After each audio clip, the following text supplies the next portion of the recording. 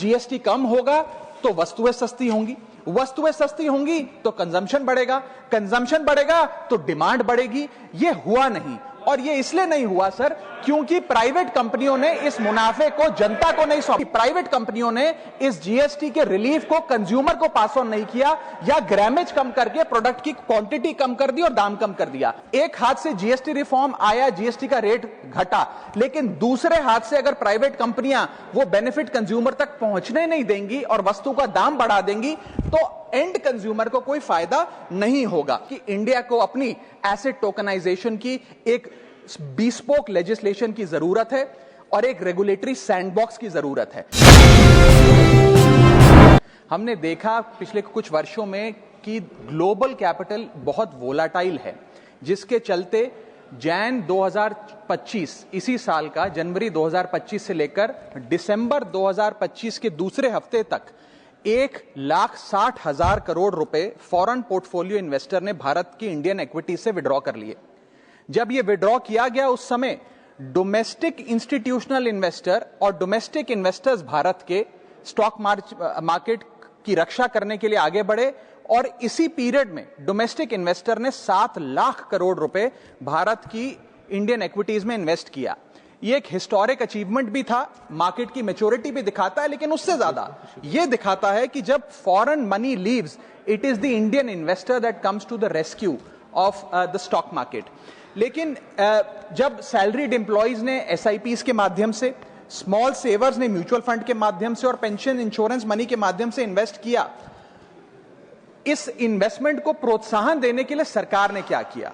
आज एक ऐसी टैक्सेशन रिजीम बन गई है जिसके अंदर कैपिटल गेन टैक्स बहुत हाई है, इंडेक्सेशन का बेनिफिट इन्वेस्टर को मिलता नहीं है, सरचार्जेस ज्यादा होने की वजह से टैक्स रेट शार्पली इंक्रीज हो चुके हैं, और फ्रीक्वेंट चेंजेस के चलते इन्वेस्टर को सर्टेनिटी नहीं मिलती, और एक व्यवस्था ऐसी बन गई है कि long term investments in this country are being treated as short term speculation when it comes to taxation। इसे बदलने की जरूरत है। If India truly wants deep capital markets and long-term domestic savings, sir, then patient capital must be respected and not penalized। Basic principle है sir economics का कि tax consumption if you must, but nurture investments। हमें investment को प्रोत्साहन देना होगा, और over taxing of investments करके हम वेल्थ क्रिएशन को डिसइंसेंटिवाइज कर रहे हैं। सर मेरा दूसरा पॉइंट यह है कि बैंक सेविंग्स जो हैं, हमने देखा कि भारत का मेहनतकश आदमी, एक मिडिल क्लास आदमी अपनी तमाम सेविंग्स बैंक के सेविंग्स अकाउंट में रखता है या एफडी कराता है। हमने देखा सर कि वित्तीय वर्ष 24-25 में बैंक डिपॉजिट का जो ग्रोथ था वो गिर के मात्र 10% पे आ गया, in comparison to the previous financial year which is 23-24 where it was 13%। यानी कि डिपॉजिट के ग्रोथ में कमी देखी गई। इसके चलते क्या होता है सर, बैंक्स की कॉस्ट ऑफ फंड्स बढ़ती है, लोन महंगा होता है, एमएसएमई सफर करती है, और फाइनेंशियल स्टेबिलिटी जो है वो कमजोर होती है। इसीलिए मैं कुछ सुझाव देना चाहता हूं। पहला सुझाव है टैक्स फ्री लिमिट्स को बढ़ाया जाए जहां तक सेविंग्स बैंक की इंटरेस्ट इनकम का सवाल है। दूसरा, अगर 5 साल से ज्यादा कोई एफडी कराता है तो उसको टैक्स की रियायत देनी चाहिए। There needs to be tax incentivisation for that sort of an investor. Long term capital gains के अंदर इंडेक्सेशन के बेनिफिट को लेटर एंड इन स्पिरिट में अक्रॉस एसेट क्लासेस लागू करना चाहिए। तीसरा, शॉर्ट टर्म कैपिटल गेन्स पे जो टैक्स लगता है बहुत ज्यादा है, उसे कम करना चाहिए अगर हमें इन्वेस्टमेंट को प्रोत्साहन देना है। और इसी के साथ साथ हमें ये इंश्योर करना पड़ेगा सर कि पेशेंट डोमेस्टिक कैपिटल जो है उसे हम प्रिजर्व करें, उसे रिवॉर्ड करें, उसे पीनलाइज ना करें। मेरा दूसरा पॉइंट है सर जीएसटी से संबंधित। जीएसटी 2.0 वास्तव में एक अच्छे इंटेंट से लाया गया, और सबको ये उम्मीद थी कि जीएसटी 2.0 के बाद, जीएसटी रैशनलाइजेशन के बाद वस्तुएं सस्ती होंगी। माननीय वित्त मंत्री जी ने तमाम कंपनियों को भी कहा कि हम जीएसटी में कटौती कर रहे हैं, 28 से 5% ला रहे हैं, 18 से 5% कर रहे हैं, तो आपको वस्तुओं को सस्ता करना पड़ेगा। लेकिन हमने ये देखा कि जो इंटेंट था कि जीएसटी कम होगा तो वस्तुएं सस्ती होंगी, वस्तुएं सस्ती होंगी तो कंजम्पशन बढ़ेगा, कंजम्पशन बढ़ेगा तो डिमांड बढ़ेगी। ये हुआ नहीं, और ये इसलिए नहीं हुआ सर क्योंकि प्राइवेट कंपनियों ने इस मुनाफे को जनता को नहीं सौंपा। मैं बता रहा हूं, मैं मोटे मोटे तौर पे आपको बताना चाहता हूं, मैं उदाहरण के माध्यम से आपको बताना चाहूंगा सर कि एक वस्तु 100 रुपए की बाजार में मिलती थी, उस पर 18% जीएसटी था, तो उसकी मार्केट वैल्यू 118 रुपए थी। सरकार ने उस पर जीएसटी 18% से घटाकर 5% कर दिया। अब वो वस्तु 100 प्लस 5% 105 रुपए की मिलनी चाहिए, जो पहले 118 रुपए की मिलती थी। लेकिन आज भी बाजार में वो वस्तु 118 की मिलती है, क्योंकि प्राइवेट कंपनियों ने इस जीएसटी के रिलीफ को कंज्यूमर को पास ऑन नहीं किया, या ग्रामेज कम करके प्रोडक्ट की क्वांटिटी कम कर दी और दाम कम कर दिया। इसीलिए यह जरूरी है कि पास थ्रू का बेनिफिट पूरी तरीके से प्राइवेट कंपनियां जो कंज्यूमर को दें, ताकि जीएसटी की इस रैशनलाइजेशन का कटिंग एज लेवल पे कंज्यूमर को फायदा हो। हमने देखा सर, इंडिपेंडेंट सर्वे बताते हैं, खास तौर पे लोकल सर्कल्स का एक सर्वे, कि एफएमसीजी, फार्मा और पैकेज फूड की इंडस्ट्री के अंदर मात्र 10% कंज्यूमर को फुल जीएसटी का बेनिफिट मिला। कंज्यूमर ड्यूरेबल्स बाजार में 34% ही उपभोक्ताओं को फुल बेनिफिट मिला इस जीएसटी पास थ्रू का। और ऑटोमोबाइल सेक्टर में जो रिलीफ मिला, बताया जा रहा है कि जनवरी 2026 से तमाम ऑटोमोबाइल कंपनियां अपने दाम बढ़ाने जा रही हैं। इसीलिए सर मैं कहना चाहूंगा, tax reform without enforcement will become a transfer of benefit from the citizen to the company। एक हाथ से जीएसटी रिफॉर्म आया, जीएसटी का रेट घटा, लेकिन दूसरे हाथ से अगर प्राइवेट कंपनियां वो बेनिफिट कंज्यूमर तक पहुंचने नहीं देंगी और वस्तु का दाम बढ़ा देंगी, तो एंड कंज्यूमर को कोई फायदा नहीं होगा। इसीलिए मैं याद दिलाना चाहता हूं कि section 171 of the CGST act, जो एक सनसेट क्लॉज के तहत अब समाप्त हो गया, उसकी जो मूल भावना थी वो बड़ी सीक्रेट है, जो ये कहा करता था that tax cuts must translate into price cuts. Any benefit in the reduction of tax must be given to the end consumer as a reduction in prices.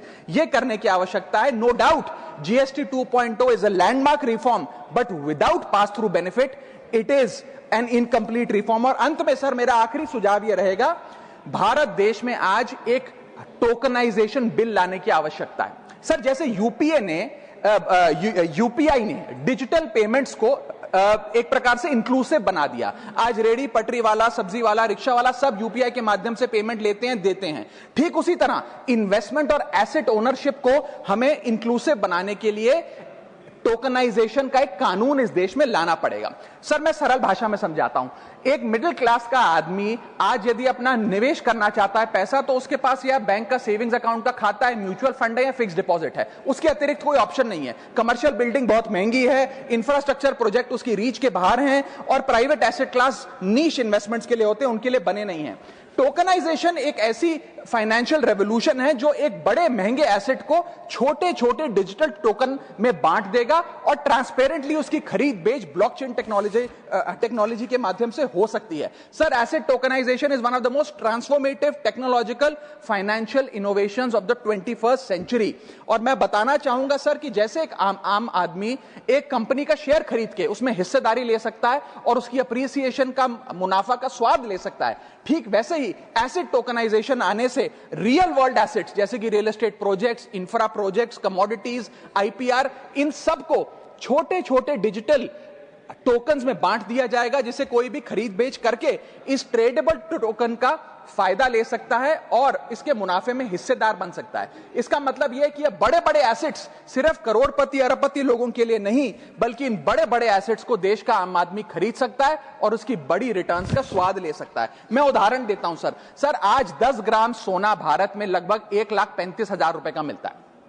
आप यदि किसी दुकान में जाकर कहिए कि भाई मेरे पास 1,35,000 रुपए तो है नहीं 10 ग्राम सोना खरीदने के लिए, आप मुझे 500 रुपए का सोना दे दो, तो शायद आप 500 रुपए का सोना नहीं खरीद सकते। लेकिन जब से गोल्ड ईटीएफ आया, डिजिटल गोल्ड आया, आप 500 रुपए का गोल्ड खरीद पाएंगे इलेक्ट्रॉनिकली, डिजिटली। ठीक वैसे ही आप एसेट्स को अगर डिजिटाइज करेंगे, इन टोकन्स के माध्यम से आप इन एसेट्स की हिस्सेदारी पा सकते हैं। सर मैं समाप्त कर रहा हूं, मुझे एक मिनट ही लगेगा बस। सर इस टोकन, हाँ मैं समाप्त कर रहा हूं सर इस टोकनाइजेशन से खास तौर पे मिडिल क्लास को क्या फायदा होगा? सबसे पहले बेटर रिटर्न्स मिलेंगी, रिटायरमेंट सिक्योर होगा, निवेश करने में आसानी होगी, और सबसे बड़ी बात इंस्टेंट लिक्विडिटी मिलेगी इन ट्रेडिशनली इनलिक्विड एसेट्स। आपको कोई ब्रोकर की फीस, कोई रजिस्ट्री का झंझट, प्रॉपर्टी डीलर का झंझट नहीं, आप खरीद बेच आराम से कर सकते हैं। और इसी के साथ साथ ट्रांजैक्शन कॉस्ट घटेगी, इंटरमीडियरीज की कॉस्ट घटेगी। सर, दुनिया भर में जो मजबूत मैच्योर अर्थव्यवस्थाएं हैं उन्होंने इस एसेट टोकनाइजेशन के कॉन्सेप्ट को रिकॉग्नाइज किया। यूएसए ने, एसईसी ने अपनी सिक्योरिटीज एक्ट में इस टोकनाइजेशन के कॉन्सेप्ट को शामिल किया। सिंगापुर ने प्रोजेक्ट गार्जियन का नाम से एक प्रोजेक्ट लाकर इसको लीगलाइज किया।